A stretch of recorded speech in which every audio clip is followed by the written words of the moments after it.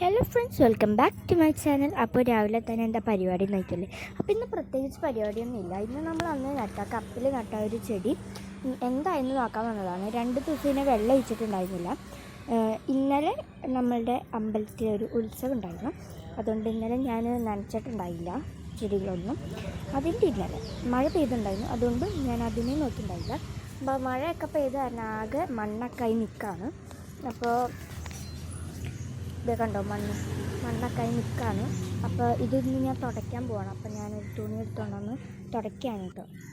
ഇതിൻ്റെ ഇടയിൽ ചെറുതായിട്ടുള്ളതൊക്കെ ഒന്ന് വാടിപ്പോയിട്ടുണ്ട്.